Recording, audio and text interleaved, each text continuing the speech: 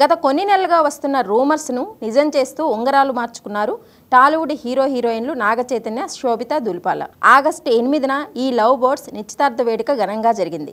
నాగార్జున నివాసంలో జరిగిన ఈ ఎంగేజ్మెంట్ వేడుకకు ఇరు కుటుంబ సభ్యులతో పాటు అతి కొద్ది మంది స్నేహితులు, సన్నిహితులు మాత్రమే హాజరయ్యారు. అక్కినేని నాగార్జున, చైతన్య, శోభిత ఎంగేజ్మెంట్ ఫోటోలను సోషల్ మీడియాలో షేర్ చేసి అధికారికంగా ప్రకటించారు. కాబోయే జంటను ఆశీర్వదించాలని అందరినీ కోరారు.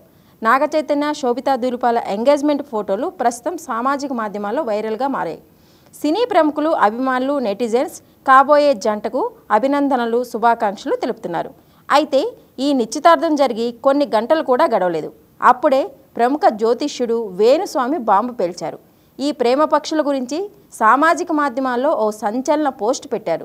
నాగచైతన్య, శోభిత దులిపాల వైవాహిక జీవితం మీద సంచలనాత్మకమైన జాతకపరమైన విశ్లేషణ రేపు అంటూ ఇన్స్టా స్టోరీలో రాసుకొచ్చారు.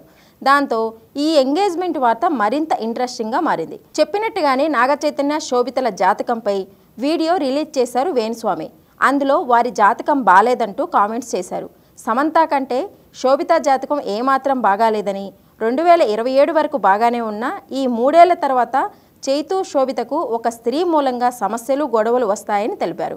అంతేకాకుండా వీరు ఎంగేజ్మెంట్ చేసుకున్న ముహూర్తం, పుట్టిన నక్షత్రం వివరాలు చూస్తుంటే వారు ఏమాత్రం కలిసి ఉండలేరని, ఖచ్చితంగా విడిపోతారంటూ వేణుస్వామి షాకింగ్ కామెంట్స్ చేశారు.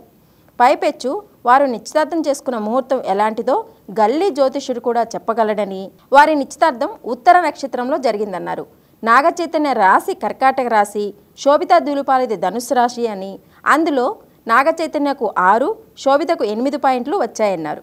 శోభిత జాతకంలో శని దృష్టి కుజుడితో పాటు శుక్రుడు, గురుడుల మీద ఉందన్నారు.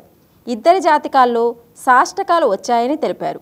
కావాలని తెలియకుండా చెప్పడం లేదని, తాను చెప్పిన జాతకం ఫెయిల్ అవ్వాలని కోరుకుంటున్నట్టు చెప్పారు వేణుస్వామి.